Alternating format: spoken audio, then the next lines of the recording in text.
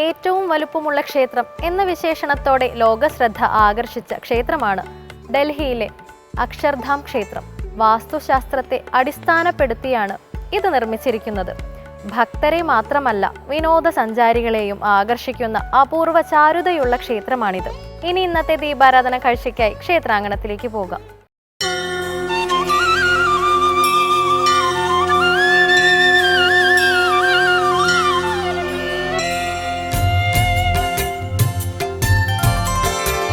പ്രഭും പ്രാണനാഥം വിഭും വിശ്വനാഥം ജഗന്നാഥം. പഞ്ചഭൂതനാഥനാണ് ശിവൻ.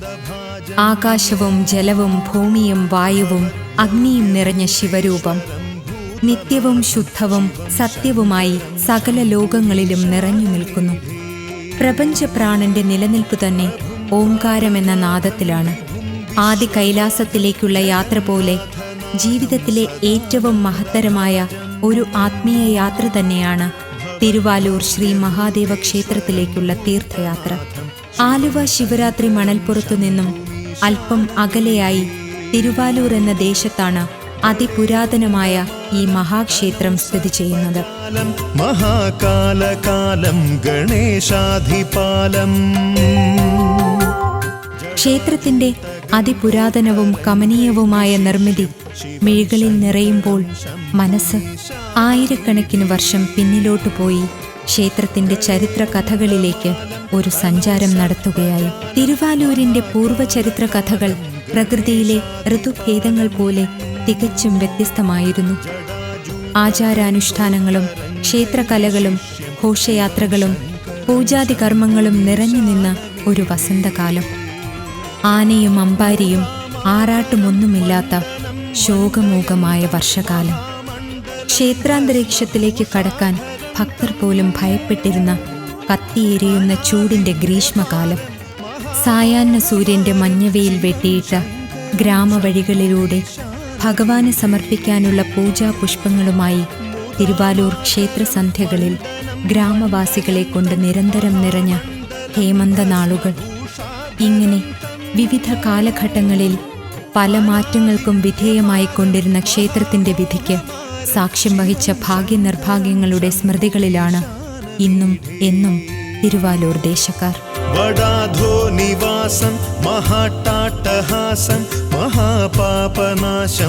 പക്ഷേ ഇന്നത്തെ കാലഘട്ടം ക്ഷേത്രത്തിന്റെ നല്ല കാലഘട്ടങ്ങളിലൊന്നായാണ് ഭക്തജനങ്ങൾ കാണുന്നത്. ഋതുഭേദങ്ങളില്ലാത്ത വസന്തം പോലെ ക്ഷേത്രത്തിലെ പൂജാതി കർമ്മങ്ങളും ആചാരാനുഷ്ഠാനങ്ങളുമൊക്കെ തടസ്സമില്ലാതെ നടന്നു പോകുന്നതുകൊണ്ട് മഹാദേവ ചൈതന്യം തിരുവാലൂരിന്റെ ആകാശങ്ങളെ നിരന്തരം ആനന്ദോത്സവങ്ങളിൽ ആറാടിക്കുന്നു. പഞ്ചഭൂതങ്ങളിലൊന്നായ അഗ്നിസ്വരൂപത്തിലാണ് ഭഗവാൻ ഇവിടെ കുടികൊള്ളുന്നത്. ഭാരതത്തിൽ തന്നെ വളരെ അപൂർവമായ ക്ഷേത്രങ്ങളിൽ മാത്രമാണ് അഗ്നിസ്വരൂപത്തിൽ ഭഗവാൻ കുടികൊള്ളുന്നത്. ഭഗവാൻ അനിഷ്ടമായതൊന്നിനും കടന്നുവരാൻ കഴിയാത്ത വിധം അദൃശ്യമായൊരു അഗ്നിവലയം തന്നെ ക്ഷേത്രത്തിനു ചുറ്റുമുണ്ടെന്ന് ദേശവാസികൾ വിശ്വസിക്കുന്നു.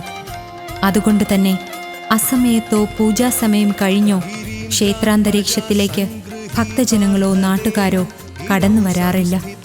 അങ്ങനെ അനവസരങ്ങളിൽ ഇവിടുത്തെ നിശബ്ദതയെ ഭേദിച്ചിട്ടുള്ളവർക്ക് ഗുരുതരമായ പ്രത്യാഘാതങ്ങളാണ് നേരിടേണ്ടി വന്നിട്ടുള്ളതെന്ന് നിരവധി അനുഭവങ്ങൾ സാക്ഷ്യപ്പെടുത്തി ദേശവാസികൾ പറയുന്നു.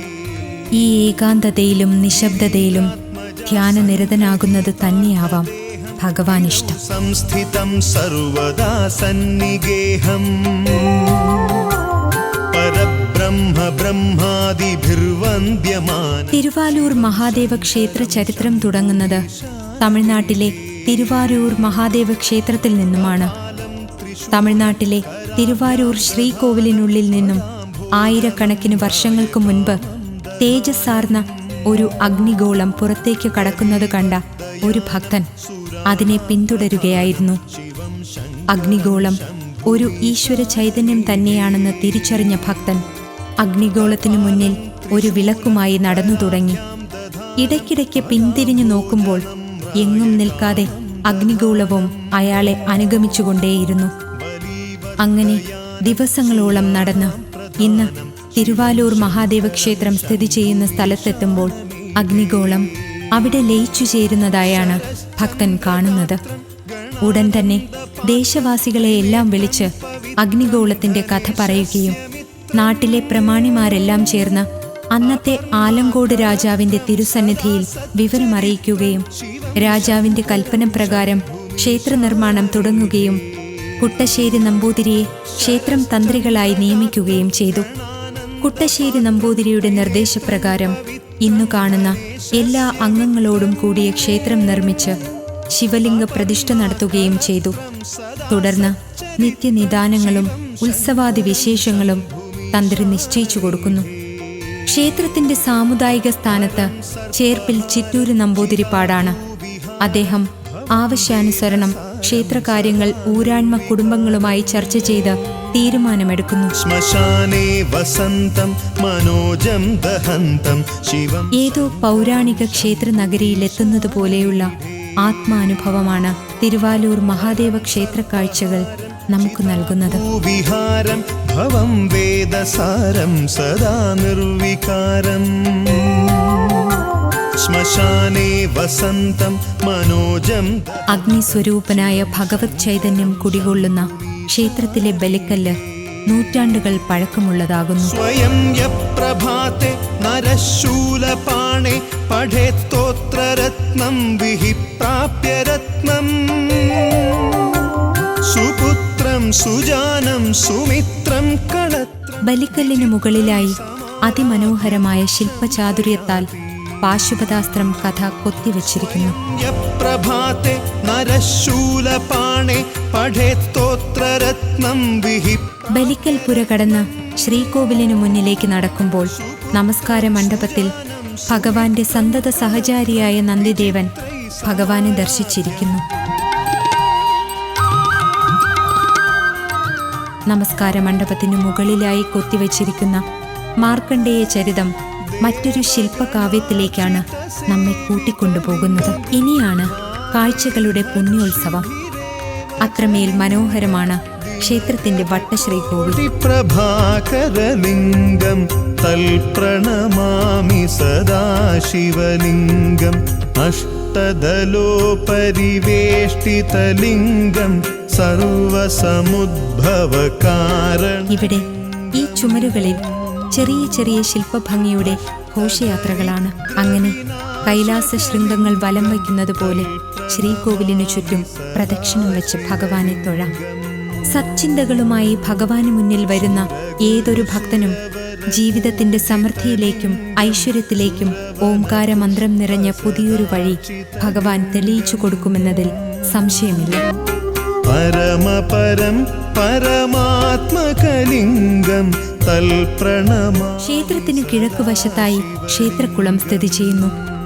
ശ്രീകോവിലിനുള്ളിലെ ഭഗവാന്റെ പ്രതിഷ്ഠയ്ക്ക് നേരെ തന്നെയാണ് ക്ഷേത്രക്കുളം. ഇത് ദേവന്റെ തീർത്ഥക്കുളമായിട്ടാണ് കരുതപ്പെടുന്നത്. രോഗവിമുക്തിക്കും പാപനാശങ്ങൾക്കും ഈ തീർത്ഥക്കുളത്തിൽ സ്നാനപുണ്യം തേടിയെത്തുന്നവരുമുണ്ട്. ക്ഷേത്രത്തിന്റെ ഊരാൺമാവകാശം 28 നമ്പൂതിരി കുടുംബങ്ങൾക്കായിരുന്നു.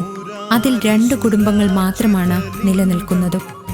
പണ്ടൊരിക്കൽ ഊരാൺമ കുടുംബങ്ങൾ ഒത്തുചേർന്ന് അഗ്നിസ്വരൂപത്തിലുള്ള ശിവലിംഗമാണോ എന്ന് പരീക്ഷിച്ചറിയാൻ തന്ത്രികളെ നിർബന്ധിച്ചു.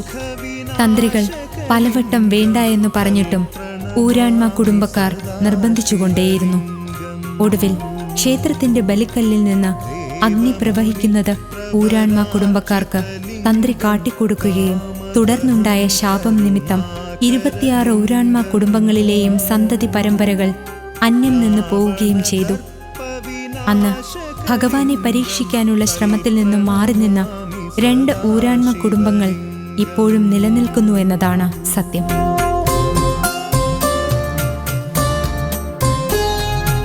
മേടമാസത്തിലാണ് തിരുവാലൂരപ്പന്റെ ഉത്സവകാലം. പരമ്പരാഗത ശൈലിയിലുള്ള ആചാരാനുഷ്ഠാനങ്ങളുടെ പിന്തുടർച്ച തന്നെയാണ് ഉത്സവ പൂജകളിൽ ഇപ്പോഴും കാത്തുസൂക്ഷിക്കുന്നത്. ഉത്സവാവസാനം ആറാട്ടിനായി ഭഗവാനെ ആലുവ ശിവരാത്രി മണൽപ്പുറത്തേക്ക് എഴുന്നള്ളിക്കുന്നു. ആലുവ പുഴയാണ് തിരുവാലൂരപ്പന്റെ ആറാട്ട് കടവ്. ഇവിടെയാണ് ആലുവ മഹാദേവ ക്ഷേത്രവും തിരുവാലൂർ ദേശവുമായി ബന്ധപ്പെട്ട ഒരു ചരിത്ര കഥ നിലനിൽക്കുന്നത്. ത്രേതായുഗത്തിൽ ശ്രീരാമാവതാര കാലത്ത് രാവണനാൽ വധിക്കപ്പെട്ട ജടായു എന്ന പക്ഷിക്ക് ശ്രീരാമൻ ബലിതർപ്പണം നടത്തിയ സ്ഥലമാണ് ശിവരാത്രി മണൽപ്പുറം. ജടായുവിൻ്റെ തലഭാഗം ആലുവ മണൽപ്പുറത്തും നടുഭാഗം കടുങ്ങല്ലൂരിലും വീണപ്പോൾ വാൽഭാഗം വീണത് തിരുവാലൂരിലുമാണെന്നാണ് വിശ്വസിക്കപ്പെടുന്നത്. കുങ്കുമചന്ദനലേപിതലിംഗം പങ്കജഹാര സുശോഭിതലിംഗം സഞ്ജിത പാപവിനാശകലിംഗം തൽപ്രണമാമി സദാശിവലിംഗം. മഞ്ഞവേലുകൾക്കപ്പുറം സൂര്യൻ ജ്വലിച്ചു തുടങ്ങി. തിടമ്പിലേറിയ ഭഗവാന്റെ ചൈതന്യം പോലെ സൂര്യന്റെ പൊൻവെട്ടം തിരുവാലൂർ ക്ഷേത്രത്തിന്റെ ശ്രീകോവിലുകളിൽ വീണു തിളങ്ങുമ്പോൾ ശ്രീകോവിലിനുള്ളിലെ അഗ്നിസ്വരൂപത്തിൽ നിന്നും ഓംകാരധ്വനികൾ ഉയർന്നു.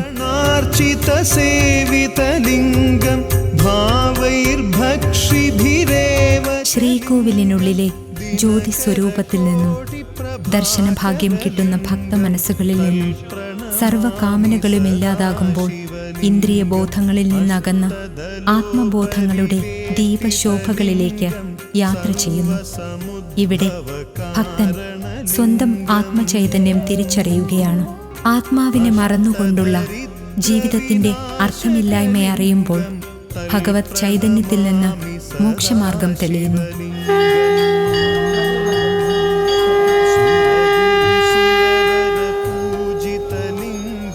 അങ്ങനെ നിത്യവും ശുദ്ധവും സത്യവുമായ തിരുവാലൂരപ്പന്റെ പുണ്യദർശനം ആത്മാവിനെ മോക്ഷസാഗരമാക്കുമ്പോൾ ആകാശങ്ങളിലെ കോടാനുകോടി നക്ഷത്രങ്ങൾക്കപ്പുറത്ത് നിന്നും പരമാത്മാവിലെ പ്രകാശ ചൈതന്യത്തെ ആത്മചൈതന്യം അനുഭവിച്ചറിയുന്നു.